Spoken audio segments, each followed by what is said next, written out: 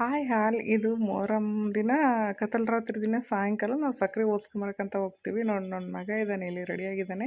ನನ್ನ ಮಗಳು ಆ ಕಡೆ ಸಕ್ಕರೆ ಎಲ್ಲ ಹಿಡ್ಕೊಂಡು ರೆಡಿಯಾಗಿದ್ದಾಳೆ.